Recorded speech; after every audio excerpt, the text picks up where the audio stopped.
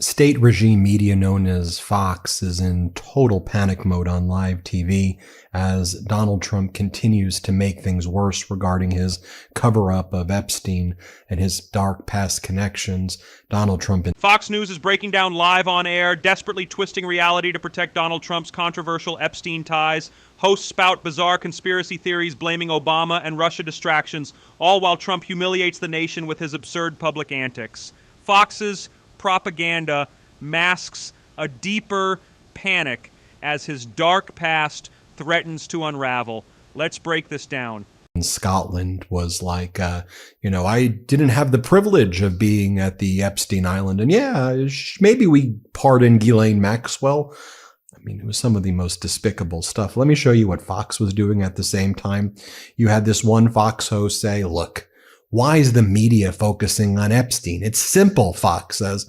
They're trying to cover up for Russia, and that former President Obama is committing treason. Classic Fox deflection. Instead of addressing Trump's Epstein link, they weaponize baseless Obama conspiracy theories, exposing their true agenda to shield a powerful ally and confuse viewers. So they're bringing up Epstein to talk about that. No, y'all are making up some weirdo conspiracy about Obama when Donald Trump absolutely did interact with Russia, a bipartisan Senate commission. We all know, we heard Donald Trump say, Russia, if you're listening, hack into my opponent's emails back in 2016. And what are you talking about? It's 2025. It's just so obvious he's hiding the Epstein connections. Whatever's in that file is just going to be something else. But here's what they said on Fox. Let's play it. All right, we also want to switch gears to this. So the media spent Trump's first term shredding their credibility by spreading the Russia hoax lie. Russia interfered in the 2016 election. They're continuing to interfere. Trump knowingly pushed Russian material the last month of the campaign, even after the Intelligence Committee warned him not to. If there was quid pro quo between the Trump campaign and the Russian government, if there was, in fact, collusion or cooperation. They now have specific, concrete, and corroborative evidence of collusion. But instead of apologizing, they're running the same playbook on the Epstein hysteria, smearing Trump as somehow involved in his criminal activities despite the complete lack of evidence. If they try and cooperate her based on a 2-day proffer by somebody in the Department of Justice who doesn't know the case, this could really reek of a cover-up. He's doing it to distract from Epstein. He's throwing everything at the wall. These guys have been hyping the whole Epstein conspiracy theory for years. Their names, one of them, Donald Trump, that were hanging out with Jeffrey Epstein. So it's no surprise that Americans' trust in the media is at its lowest point in 5 decades. A 2024 Gallup poll shows only 31% of Americans have a great deal or fair amount of trust in the media. And here you have MAGA Republican former Congress member Chaffetz, who's now a host on Fox. And he says the same thing. He's like, I'm going to have to argue that what they're doing here is they're trying to distract from the big issues. They're using Epstein to distract from the big issues. Russia. Here, play this clip. But Democrats have also joined in on actually voting in favor of doing things like issuing subpoenas and whatnot. That creates a whole nother problem for Republican leadership, because if they do a discharge petition or something else, you're going to have all the Democrats on board, and that creates a whole nother set of worms for Speaker Johnson. I can tell you, I'm just telling you this is, but I also do think I totally buy what Guy is saying. I would also argue that part of what they're trying to do is they are trying to distract from this big issue of President Obama's personal involvement in what was going on in targeting Donald Trump. What? I mean, who are these people? Like, y'all realize we know what you're doing. Y'all just think we're stupid? Like, we're not all MAGA mush Fox watchers. Then you have Jesse Waters, one of Fox's top propagandists, and he's like, look, everybody, did you see Donald Trump golf? He's got dad strength. You know what dad strength is? He is a strong, powerful man. You see, it's like, okay, we saw him cheat, and he looks so cognitively addled right now that even USA Today's running with this. Trump's mental decline is on vivid display as he rages about Epstein and windmills. That's like a Midas headline right there from USA Today. You're all catching on to our coverage. Watch what Jesse Waters says as he just humiliates himself in Fox, if that's even possible. Here, play this clip. Iran, the border, government spending. So Trump is politically jacked. And that's what Swalwell doesn't understand. People respect you for doing things that are hard and lifting things that are heavy. Trump has real strength. Swalwell is trying to look strong, and that's the difference. Trump golfs. He has dad strength, though. You know dad strength? He doesn't look like he's in shape, but when he grabs you, one time my father grabbed me and I was like, oh my God, this guy's stronger than I am. Were you 8? A jaw-dropping moment where Fox diverts from any serious discussion into bizarre praise of Trump's dad's strength, a pathetic distraction from his clear cognitive decline and mounting scandals. And I was like 18. And then during the day, Fox brings on a MAGA Republican congressman, and then they're like, well, we really know about the Russiagate hoax. What do you mean the Russiagate hoax? What are you even talking about, Russiagate hoax? Donald Trump's out there. Even to this day, Donald Trump is appeasing Putin. Here, play this clip. President Trump's CIA chief, John Ratcliffe, teasing this critical new evidence in the long-running Russiagate hoax. Rep. Stubbe, what can you tell us about that and what may be coming with more documents? Oh, and then you have Mark Levin. That's how he talks. He goes, I'm Mark Levin. And then he goes and says, let me tell you what I've discovered here. Here's what we've all found out. Obama in 2016. Y'all, can you maybe come up with a better one than Obama in 20? I know you tried AutoPen. That didn't work. Now Obama in 2016. Just stop it. Here, play this clip. Vice President Biden and I were also present, writes Susan Rice. President Obama began the conversation by stressing his continued commitment to ensuring that every aspect of this issue is handled by the intelligence and law enforcement communities by the book. They knew the Trump people were coming in. They didn't know if they were able to cover up enough of it. They knew at some point somebody would find out something. Tulsi Gabbard, in this case, 6 months later. And then you have Mark Levin again. And he's like, let me give you I'm a lawyer. Let me give you my legal analysis right here. He goes, Obama should not get immunity. Okay, we've already moved past. You're definitely going to charge him with treason.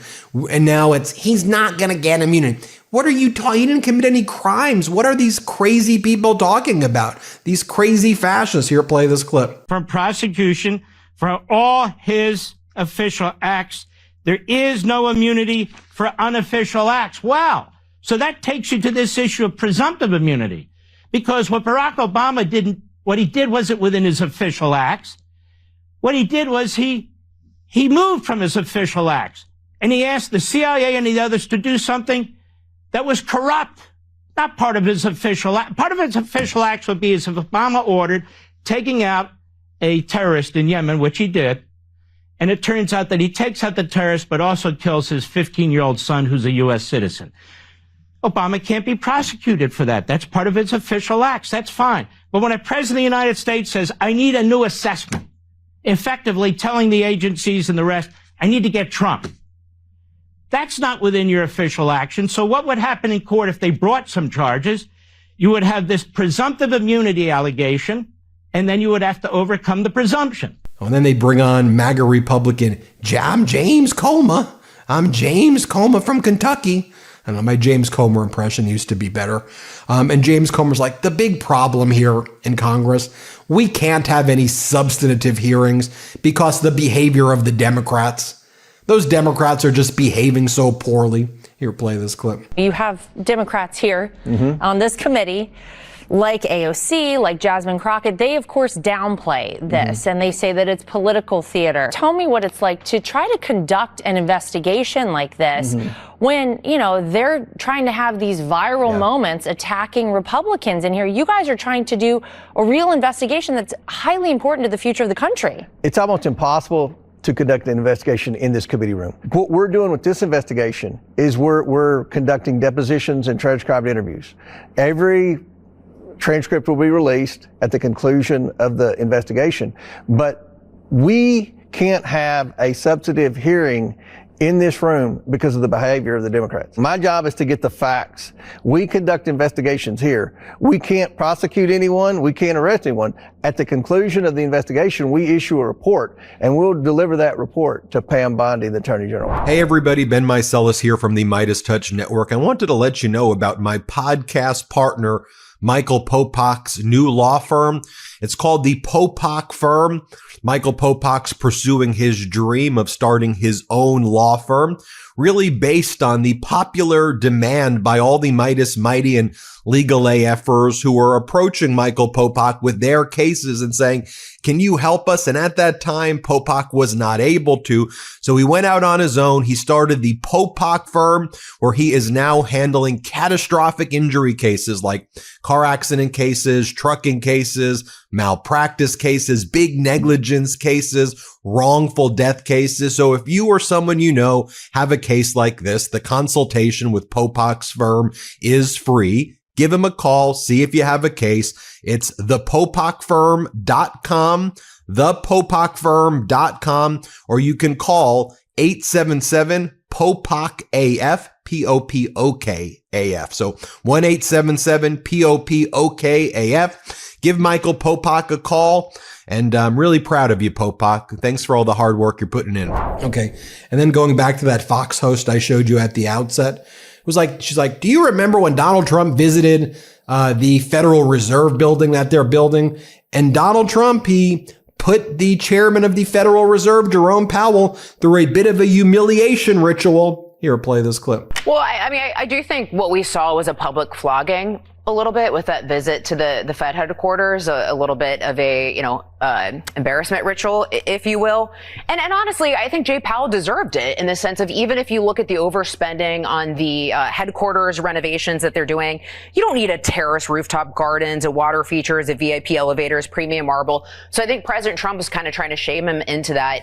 And then also potentially, even though he says he's not going to fire him, he sort of does set up a for cause, given the fact that he's now gone over $1 billion in these renovations of, if he wanted to go down that road. So I don't know if it was kind of like sending a message to Jay Powell, but we'll see what he does on interest rates. I don't know. Yeah, always sending a message, A humiliation ritual? What are you talking? Donald Trump looked ridiculous. He was wearing this hard hat, and then he was making up random numbers, and Jerome Powell was fact-checking Trump to his face. He wasn't giving a humiliation ritual to Jerome Powell. It was a humiliation ritual to this country. And you're giving us a humiliation ritual, Fox. What are you talking about? Why should you be bragging? Let's assume that Donald Trump did a humiliation ritual with the lead central banker of the United States.